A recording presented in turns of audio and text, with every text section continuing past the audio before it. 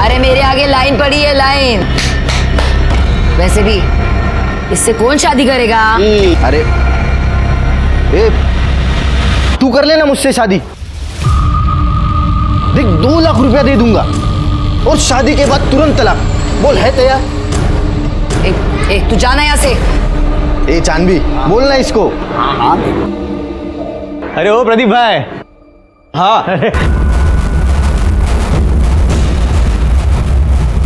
तू साली, तुझे तो आज छोड़ूंगा नहीं। दौड़ा के मारेगा क्या? हाय दैया।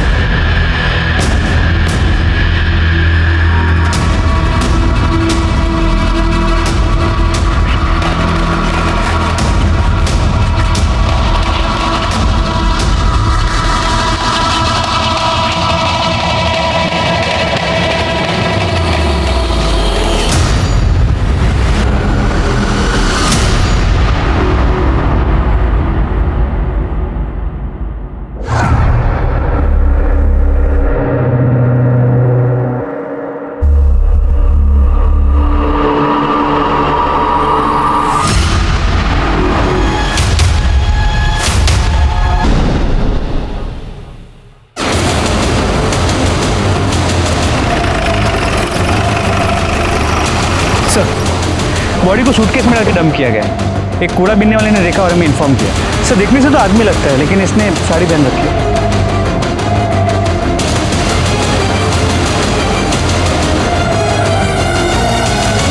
इनमें से कोई से पहचानता है? नहीं सर।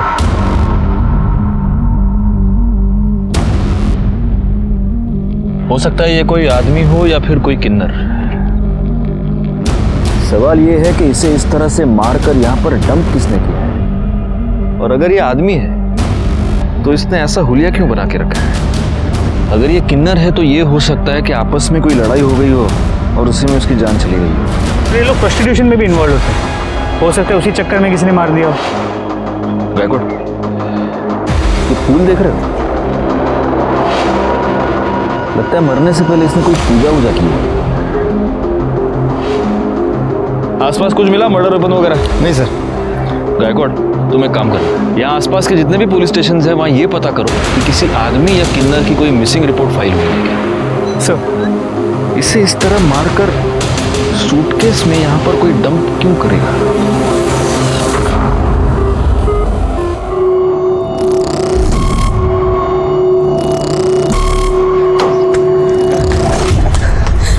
सब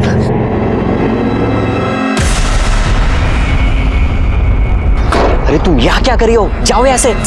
सब इस बच्चे को रख लीजिए साहब। तुम्हारा दिमाग खराब है? हाँ निकलो ऐसे। साहब ये आपकी बच्ची है, मैं इसे नहीं रख सकती। ये क्या बोल रही है तुम? कौन सी बच्ची? काहे की बच्ची? तुम यहाँ से निकलो, अगर किसी ने देख लिया ना तो प्रॉब्लम हो जाएगी। चलो जाओ यहाँ से, जाओ। अगर दोबारा आए ना तो देख लेना। साहब मेरी बात तो सुनिए। साहब मेरी बात तो सुनिए।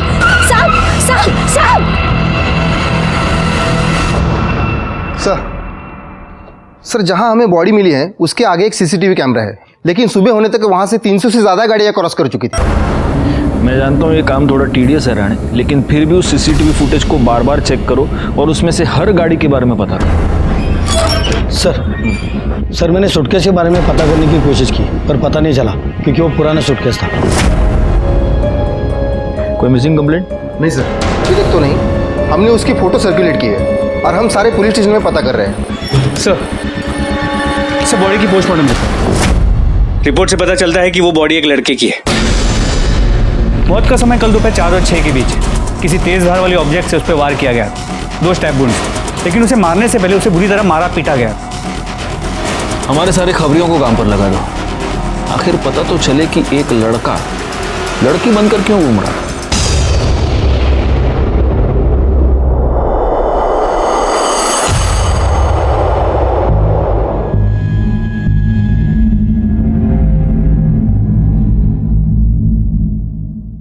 खूब पढ़ाई करो, खूब खुश रहो।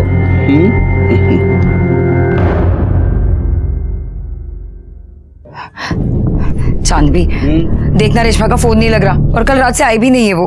अरे छोड़ना, वो भाग भाग गई होगी। वैसे भी वो मुझे सही नहीं लग रही थी। और हाँ, तुझे बताती हूँ मैं, वो तो मुझे जन्म से किन्नर भी नहीं लगती थी। वैसे वो मिली कहाँ थी तुझे?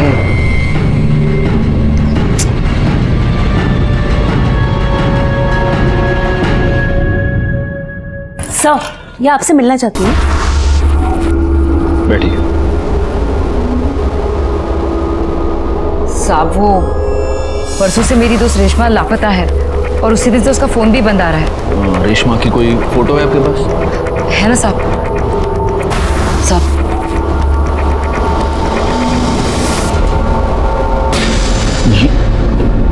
क्या गायकवाड़, तुम्हारे पास जो फोटो दिखाओ इनको।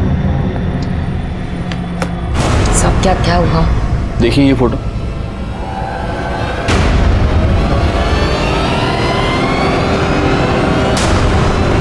हमें कल ये लाश तालाब के पास मिली है।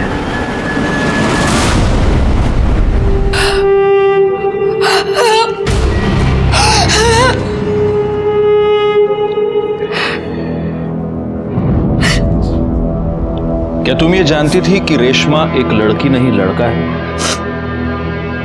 जी साहब, उसका नाम रमेश था। वो मुझे शूट पर मिला था। पैसों को लेकर बहुत परेशान था, इसलिए हमारी टोली में आ गया था। इसका घर कहाँ है? नहीं पता साहब, पर इतना पता है कि उसके घर में उसकी आई, बाबा और एक छोटा भाई है। किसी से कोई दुश्मनी, कोई लड़ाई? नहीं पता साहब। इतनी हैरानी की बात है गायकवाड़, मजबूरी में एक अच्छा खासा पढ़ा लिखा लड़का किन्नर बन जाता है। ये रमेश के कॉल रिकॉर्ड्स, इस कॉल रिकॉर्ड के हिसाब से आखिरी कॉल किसी प्रदीप की थी सर। मोबाइल लोकेशन भी प्रदीप के घर के आसपास की बता रहे हैं। गायकवाड़, इस प्रदीप को उठा लो। रेशमा को कैसे जानते हो? सर क्या हुआ, आप ऐसे क्यों पूछ रहे हैं? हुआ यह है प्रदीप की रेशमा का मर्डर हो गया और उसके कॉल रिकॉर्ड्स के मुताबिक मर्डर से पहले आखिरी बार उसने तुम्हें कॉल किया था और जब उसका मर्डर हुआ तो उसकी मोबाइल लोकेशन भी तुम्हारे ही एरिया की थी। अब बताओ। नहीं सर, मैंने कुछ नहीं किया सर। मैंने तो उससे शादी की थी। शादी? हाँ सर। एक मर्द के साथ शादी? क्या? नहीं सर, रेशमा तो एक किन्नर थी, मैंने उससे शादी की थी। पंडित जी ने मुझसे कहा था कि मेरे ग्रह नक्षत्र काटने के लिए एक किन्नर से शादी करनी पड़ेगी, इसलिए मैंने उससे शादी की थी और शादी के बाद वो चली गई सर। तो शादी के बाद ऐसा क्या हो गया कि उसका मर्डर कर दिया? पैसे को लेकर प्रॉब्लम हो गई? क्या हुआ? नहीं सर, बिल्कुल नहीं सर। उसने मुझे कहा था कि शादी करने के बाद तुम्हें मुझे 2 लाख रुपया देना पड़ेंगे। मैंने उसको 2 लाख रुपये दिए भी थे सर। मेरा अगर झूठ लग रहा है तो आप पंडित जी से पूछ लीजिए सर, वो थे वहां पे। तो पंडित जी, आपने इस प्रदीप की शादी रेशमा से करवाई? जी सर।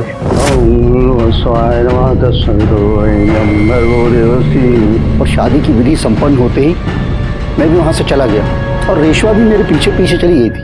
हाँ सर, वो रेशमा मेरे घर से निकल गई थी सर, फिर मुझे पता नहीं वो कहाँ चली गई। उसके मोबाइल लोकेशन के मुताबिक काफी देर तक वो तुम्हारे एरिया में ही थी? पता नहीं सर। सच बोल, कहीं ऐसा तो नहीं कि तेरा उसके साथ किसी बात से झगड़ा हो गया और तूने उसका मर्डर कर दिया? नहीं सर, सर मैं क्यों झगड़ा करूं उसके साथ? सर वो लोग तो ऐसे ही छोटी छोटी बात पे आपस में लड़ते झगड़ते रहते थे सर। एक बार तो मेरे रेस्टोरेंट में ही मेरे कस्टमर के साथ उनका झगड़ा हुआ था सर। विपुल भाई नाम है उनका सर। सच कह रहा हूँ सर, वो विपुल भाई ने भी एक बार मारा था रेशमा को। तेरे रेस्टोरेंट में सीसीटीवी कैमरा है? जी हाँ सर। राणे, चला घेऊन जा और उस दिन का सारा सीसीटीवी फुटेज निकालो। सर चलो। और पंडित जी, इसके बाद अगर ऐसे ऊट पटांग उपाय किसी को बताए तो अंधविश्वास फैलाने के जुर्म में उठा के अंदर डाल दो। जाइए। आइए, तेरे पास गाड़ी है? हाँ सर है। जा। Thank you sir. गायकवाड़, इस प्रदीप के कॉल रिकॉर्ड्स और मोबाइल लोकेशन निकलवाओ। और एक और बात, इसके पास जो भी गाड़ी है, हमें वो जो गाड़ियों का सीसीटीवी फुटेज मिला है उसके साथ मैच करके देखो। सर,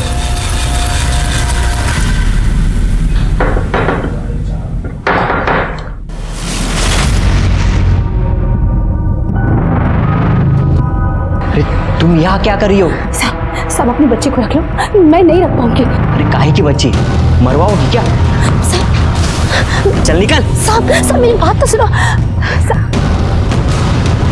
आनंद, आनंद, कौन था? कोई नहीं, तुम जाके चाय बनाओ। हाँ, लेकर आती।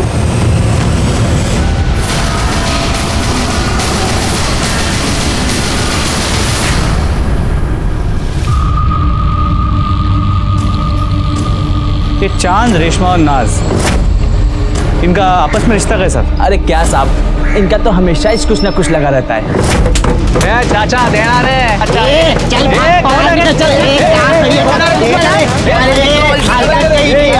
हलकट किसको बोल रहे हैं? तू अपना काम करना। मर्द होकर या तालियां बजाता है।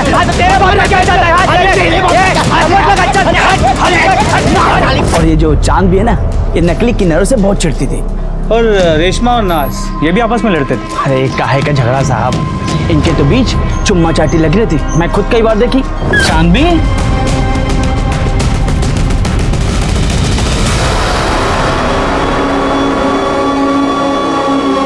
तो क्या है ना साहब, अब कोई आदमी तो मिलने से रहा, तो जो मिलता उसी के साथ चिपक लेते।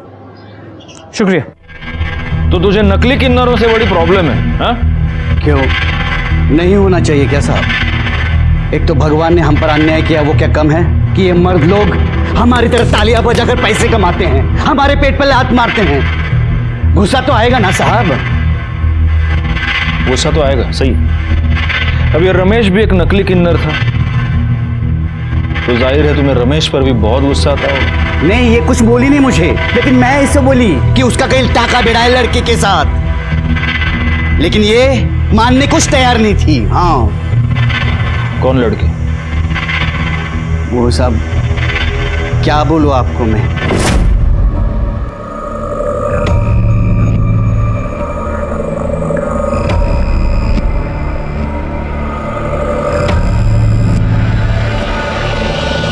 साहब जब मैं वहां गई ना, उससे पहले वो चली गई थी।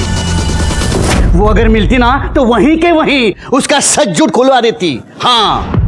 तो नाज, तुम्हें यह पता चल गया था कि रमेश का किसी के साथ चक्कर चल रहा था, किसी लड़की के साथ, तो गुस्सा तो तुम्हें भी आया होगा, क्योंकि तुम्हारा और रमेश का अफेयर चल रहा था। नहीं साहब। झूठ मत बोलो, मेरे पास गवाह है। जी साहब, मेरे को बुरा लगा था। और इसी वजह से जब रमेश और प्रदीप की शादी हुई, तब तुम प्रदीप के घर के बाहर रमेश का इंतजार कर रही थी। रमेश जब बाहर आया तब तुमने उसका मर्डर कर दिया। नहीं साहब, मैंने उसे नहीं मारा। मैं उसे कैसे मार सकती हूँ? मैं भले ही किन्नर हूँ, लेकिन मैं उससे सच्चा प्यार करती थी। प्यार के साथ यही तो परेशानी है नाज, हमें पता ही नहीं चलता कि प्यार कब जुनून बन गया। बैकवर्ड, तुम्हारी मोबाइल लोकेशन, इससे ये साफ पता चलता है कि जब रमेश और प्रदीप की शादी हो रही थी तब तुम प्रदीप के घर के बाहर ही थी। अब सच बोलो। नहीं साहब, मेरे को जब चांदी ने बताया तो बहुत बुरा लगा मेरे को। मेरे पास कोई सबूत नहीं था, इसलिए मैं रमेश को कुछ बोलना नहीं चाहती थी। इसलिए मैंने अपने मोहल्ले के एक बच्चे को उसका पीछा करने को कहा और वो उसकी फोटो खींचकर मुझे भेजे। इसी वजह से मैंने अपना मोबाइल दिया था। कौन बच्चा? गुड्डू। गुड्डू। उस दिन तुम रेशमा का पीछा करते हुए प्रदीप के घर तक गए थे, फिर तुमने वहां क्या देखा? तुमने रेशमा को उस घर से बाहर निकलते हुए देखा? मैंने देखा नहीं, मैंने थोड़ी देर इंतजार किया, फिर मैं खेलने चले गया। खेलने चले गए? चलो जाओ, अब भी जाके खेलो, जाओ, ले जाइए इसे।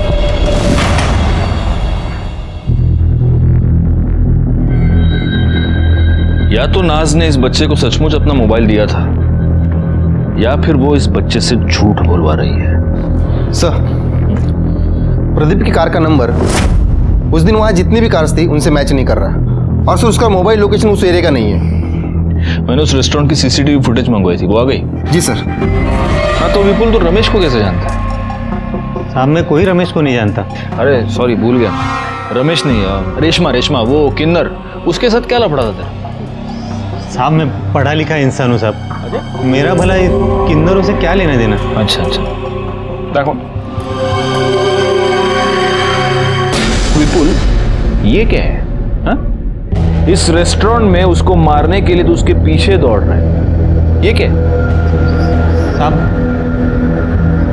सब रेशमा मेरे घर के आगे पीछे चक्कर लगा रही थी।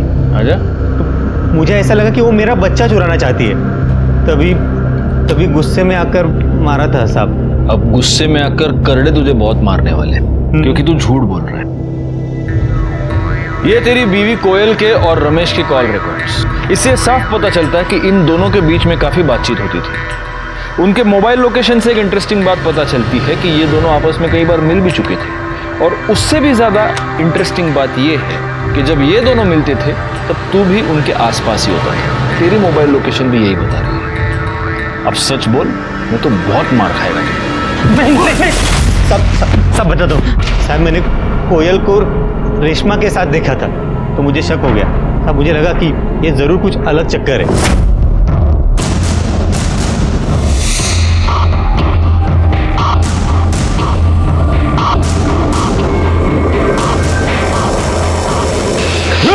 रुक।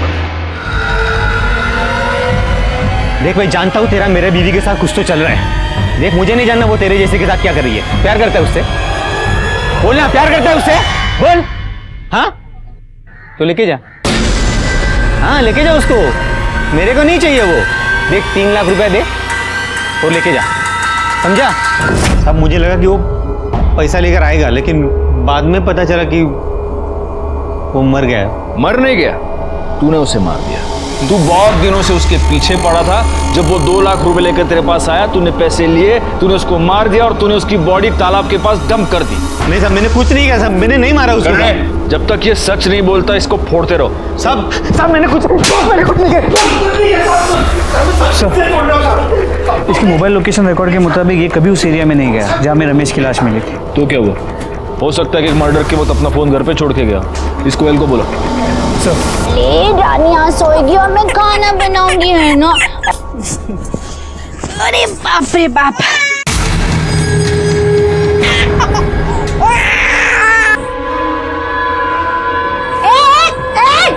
क्या कर रहे हैं? हाँ? मारी डालूंगा आज इसे। पूरा का पूरा तमाशा ही खत्म। छोड़ मेरी बेटी को। तेरी बेटी कहाँ करवा के आई?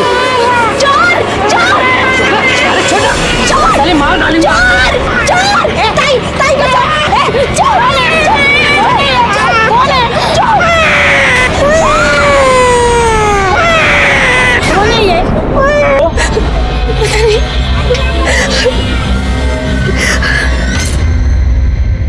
तुम रेशमा को कैसे जानती हो?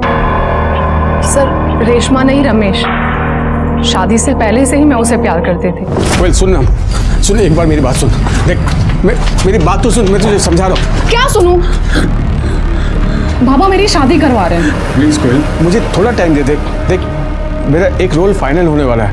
ये मैं कब से सुन रही हूँ। मैं बाबा को अब और नहीं रोक सकती। सर, फिर मेरी शादी हो गई, लेकिन फिर वो मुझे दिखा जब मेरा बेटा हुआ था। सर, मैं आपको बता नहीं सकती कि उसे वैसे वहां देखकर मुझ पे क्या गुजरी थी। सर, वो मेरे पीछे पड़ गया था। वो चाहता था कि मैं सब कुछ छोड़कर उसके साथ चलूं। मैं तुझसे बहुत प्यार करता हूँ, नहीं रह सकता तेरे बिना।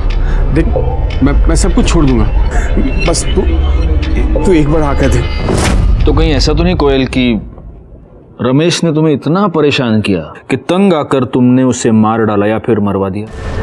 नहीं सर, मैं उसे अब भी प्यार करती हूँ। और अपने पति से? चलो छोड़ो। या फिर एक पॉसिबिलिटी ये भी है कि तुम्हारे पति को, विपुल को, तुम्हारे और रमेश के बारे में पता चल गया और गुस्से में आकर विपुल ने उसको मार दिया। नहीं सर, मैं अपने बच्चे की कसम खाती हूँ। रमेश के घर वालों के बारे में जानती हो?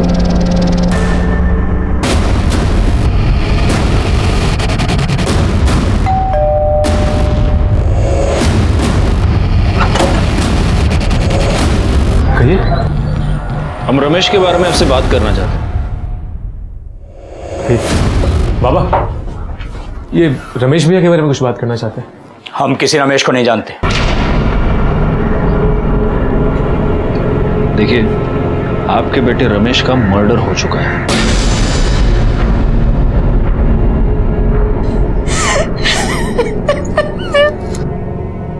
हाँ, तो जो इतना घटिया काम करेगा उसके साथ ये सब तो होना ही था ना। नाक कटा के रख दी थी उसने समाज में हमारी। साड़ी पहन के औरतों की तरह नाचता था वो। बाबा बाबा बाबा मेरी बात तो सुनिए बाबा। ये है तू? अरे मैंने तो बेटा पैदा किया था, ये कैसे बन गया तू? देखिए मेरी बात तो सुनिए। बेटा, अरे किसके साथ मुंह काला करके आई थी तू? ये मेरा बेटा तो नहीं हो सकता। बाबा मैं आप ही का बेटा हूं, लेकिन आपने मुझे कभी अपना बेटा समझा ही नहीं। उन लोगों में शामिल हो गया था वो, और ये बात ऐसी नहीं है जो बहुत दिनों तक छुपती। एक ना एक दिन सबको पता चलना ही था। कहीं ऐसा तो नहीं कि इसी बेइज्जती के डर से आप ही ने उसका मर्डर कर दिया? भाई शपथ, कई बार लगा कि अपने हाथों से उसकी जान ले लूं, फिर लगा कि उसे मारकर खुद को सजा क्यों दूं, सिर्फ इसलिए बच गया वो। भैया बहुत अच्छे थे, उन्हें ना बड़ा हीरो बनना था, लेकिन उनके सपनों ने उनकी जान ले ली। एक आदमी को किन्नर बनने पे मजबूर कर दिया। गायकवाड़, इन सब के कॉल डिटेल्स निकालो। क्या करूं मैं? मोहन, खुद मर जाऊं या तुझे मार दूं? क्या करूं?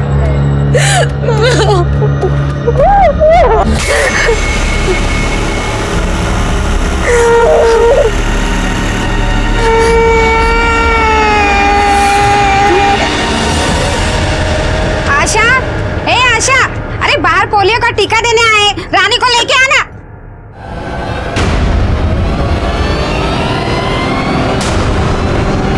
आशा, आशा। सर, रमेश के परिवार वालों के कॉल लोकेशन डिटेल्स आ गए। जहाँ रमेश की बॉडी मिली थी, इनमें से कोई भी वहां भी कभी भी नहीं गया है। और उस एरिया में जितनी भी गाड़ियां उस दिन देखी गई थी, उनमें से किसी का भी इनमें से किसी के साथ कोई भी कनेक्शन नजर नहीं आया। नाज और चांद की मोबाइल लोकेशन भी उस एरिया की नहीं है।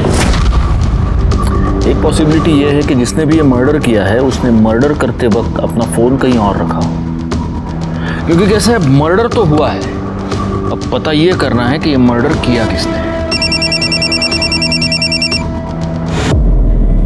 हाँ बोला क्या? ठीक है सर, मालाड के एक चौल में एक औरत का मर्डर हो गया।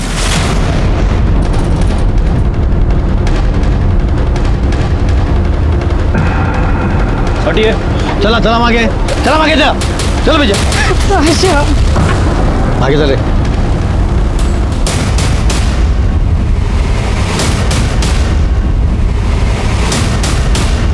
आप सब मैं सुबह को इधर आई तो ये मरी पड़ी थी।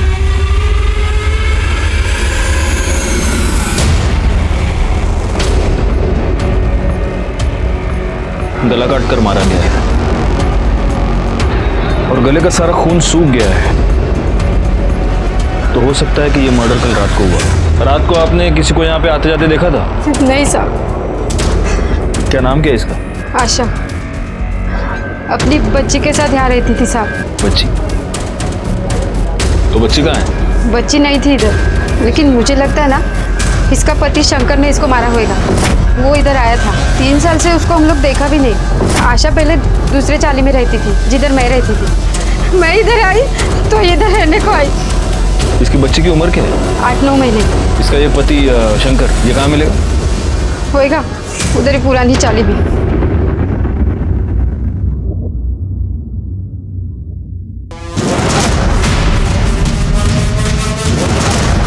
शंकर। हाँ बोलो। तू ये? हाँ खड़े मसला क्या? अरे साहब क्या करे साहब? साहब कुछ नहीं किया मैंने, साहब कुछ नहीं किया। अरे साहब करड़े थांबा थांबा।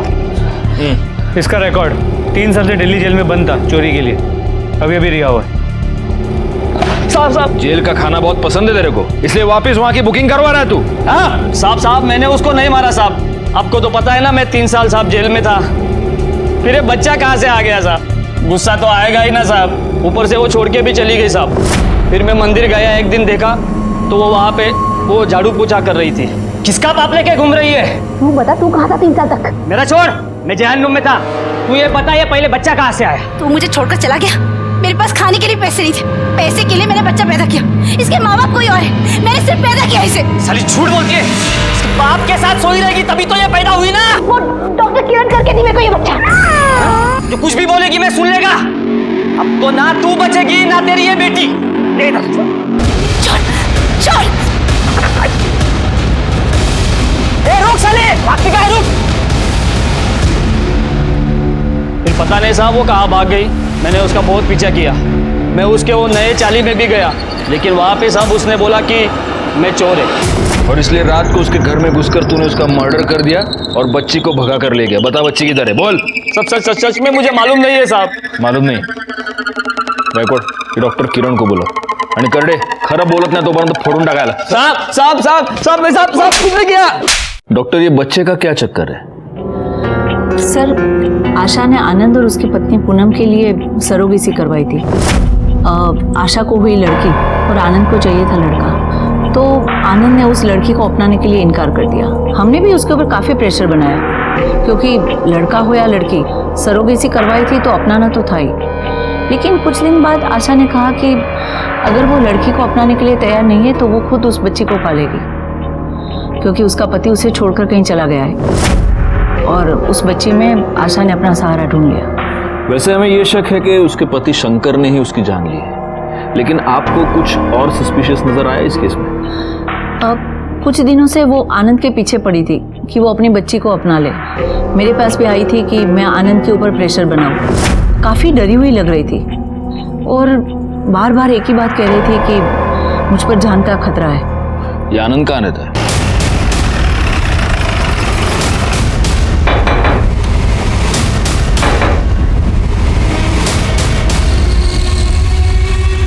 आनंद। Yes sir. आप आशा को जानते हैं?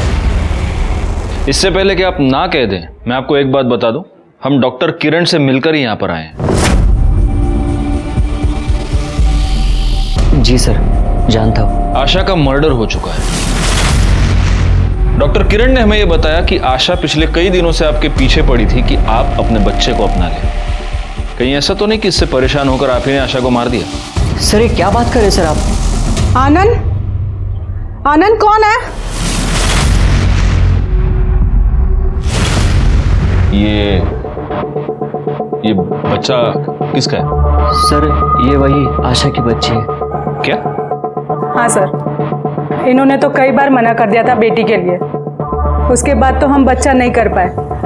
मैं कई बार गई थी आशा के पास इस बच्ची को देखने के लिए। भले ही सर मैंने इसको जन्म ना दिया हो, लेकिन ये है तो मेरी बेटी सर। लेकिन ये बच्ची आपके पास आई कहां से? वो सर कल रात को मैं आशा के घर गई थी।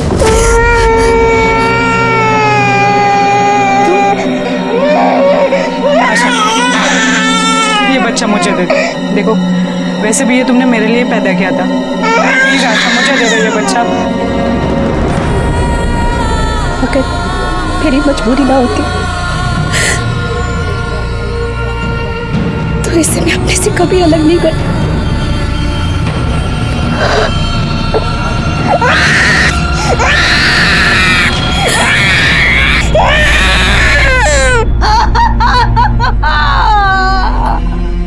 इसका मतलब हो सकता है कि आपके वहां से जाने के बाद वहां पर कोई और आया। हो सकता है सर कोई आया होगा। तुम तो ये बेटी चाहते नहीं थे, फिर अचानक से मन कैसे बदल लिया तुमने? क्या करता सर, ये जिद पे अड़ी थी। कहीं ऐसा तो नहीं कि बीवी की जिद के आगे झुककर तुमने बच्ची को तो अपना लिया, लेकिन फिर गुस्से में आकर तुमने आशा का मर्डर कर दिया? सर नहीं सर, मैंने उसका मर्डर नहीं किया सर। बैकआउट, इसको ले चलो साथ में और इसके सारे डिटेल्स भी निकालो। सर नहीं नहीं सर, नहीं सर, सुनिए सर, सर, कहाँ लेके जा रहे हैं सर? सर आशा की पोस्टमार्टम रिपोर्ट, उसे चाकू से मारा गया और इसके कॉल रिकॉर्ड्स। सर इसके अलावा पूनम के कॉल डिटेल से पता चला है कि आशा की मर्डर वाली रात उसकी मोबाइल की लोकेशन आशा के घर के पास की थी, लेकिन उसके पति आनंद की मोबाइल की लोकेशन वहां की नहीं थी।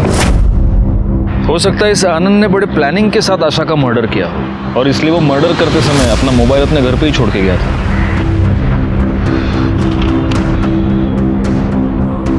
एक मिनट गायकवाड़, ये देखो 12 फरवरी को आशा की मोबाइल लोकेशन उस तालाब के पास थी। उसी तालाब के पास हमें 13 फरवरी को रमेश की लाश मिली थी।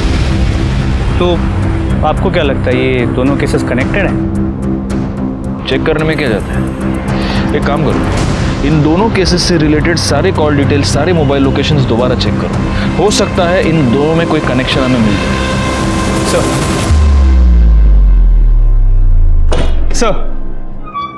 सर कनेक्शन मिल गया। इसमें आशा के घर के बाहर का सीसीटीवी फुटेज है। हाँ सर ये सर आशा के मर्डर वाले दिन आशा के चौल के पास एक गाड़ी देखी गई है और ये सेम कार रमेश के मर्डर वाले दिन उस एरिया में भी देखी गई थी। आरटीओ से पता करो ये गाड़ी किसके नाम पर रजिस्टर्ड है। सो ऑलरेडी पता कर लिया। मनोहर काले। तुम रमेश और आशा को कैसे जानते हो? सर मैं तो इन दोनों को नहीं जानता। अगर तुम इन दोनों को नहीं जानते तो उस दिन 12 फरवरी को तुम्हारी गाड़ी उस एरिया में क्या कर रही थी जहां से हमें रमेश की डेड बॉडी मिली? उस दिन तो उसने मुझसे कार मांगी थी ना, उसकी गाड़ी खराब थी। किसने? अगर तुम इन दोनों को नहीं जानते तो उस दिन 12 फरवरी को तुम्हारी गाड़ी उस एरिया में क्या कर रही थी जहां से हमें रमेश की डेड बॉडी मिली? उस दिन तो उसने मुझसे कार मांगी थी ना, उसकी गाड़ी खराब थी। किसने? सर मैं पहले भी बता चुका हूं कि रेशमा शादी के बाद वहां से निकल गई थी। फिर वो कहां गई मुझे नहीं पता सर। तुझे नहीं पता? चल अभी हम तेरे को 2 पिक्चर दिखाएंगे। क्या कौन? देखो देखो, ये वहां का सीसीटीवी फुटेज है जहां पर हमें रमेश की लाश मिली थी। ये रास्ता सीधा उस तालाब के पास जाता है और ये उस रास्ते पर है गाड़ी। ये तेरी गाड़ी नहीं है, ये मनोहर काळे की गाड़ी है जो तूने उससे मांगी थी। अब दूसरी पिक्चर दिखाओ।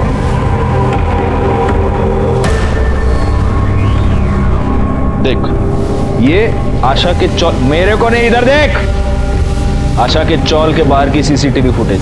यहां पर भी तेरी गाड़ी मौजूद है। तेरी मतलब मनोहर काळे की गाड़ी जो तूने उससे मांगी थी। जहां पर हमें रमेश की डेड बॉडी मिली वहां पर भी ये गाड़ी, आशा के चौल के बाहर भी ये गाड़ी, और उसके बाद आशा की भी मौत हो गई। अब बोल। नहीं सर, ये सब बताता हूँ सर। मुझे लगा था कि रेशमा भी नाज और चांद जैसी ही है, इसलिए मैंने उससे शादी कर ली थी। उसके बाद पंडित जी वहां से चले गए, फिर रेशमा भी जाने लगी, तब मैंने उसे रोक लिया। 1 मिनट रेशमा। हाँ तू कहाँ जा रही है? शादी हो गई? शादी हुई है, अभी तो सुहागरात भी बाकी है। सुहागरात? हाँ, सुहागरात की कहाँ बात हुई थी? ये देख, मेरा मंगल बहुत भारी है और पंडित जी ने मुझे साफ साफ कहा है कि जब तक मैं सुहागरात न मना लूं तब तक मेरे ग्रह नहीं कटेंगे। और मैं आज तेरे साथ सुहागरात मनाऊंगा ना, तब जाके मेरी कल ज्योति से शादी हो सकती है। ज्योति से तेरी शादी हो जाओ, लेकिन मैं ये सब नहीं कर सकती। पागल है क्या? 2 लाख रुपए तेरे मुंह देखने के दिए क्या मैंने? छोड़। हाँ छोड़। क्या कर रहे हो? ये देख, मेरी रस्म पूरी होनी चाहिए। साला तो आदमी है। हाँ तो फिर इसीलिए तो बोल रहा नहीं हो सकता है सब। देख तेरे कारण मेरी ज्योति के साथ शादी नहीं हो सकती है। क्या समझी तू? अरे सब खराब कर दिया तूने मेरा। पंडित जी ने मुझसे पहले ही कहा था कि अगर तुम्हारी किन्नर से शादी नहीं हुई तो दूसरे दिन तुम्हारी ज्योति से शादी नहीं हो सकती। जब मुझे पता चला कि वो किन्नर नहीं है तब मुझे बहुत गुस्सा आया। और सर मैं ज्योति से बहुत प्यार करता था, इसके लिए सर मैंने मार दिया सर। तूने आशा को क्यों मारा? उसने मुझे रेशमा की लाश फेंकते हुए देखा था।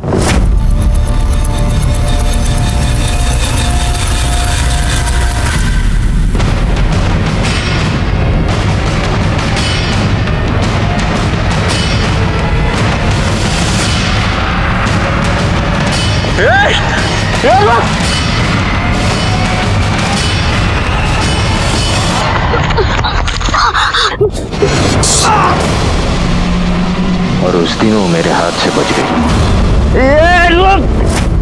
एक दिन वो मुझे मंदिर में दिखाई दी, फिर मैंने उसका पीछा किया और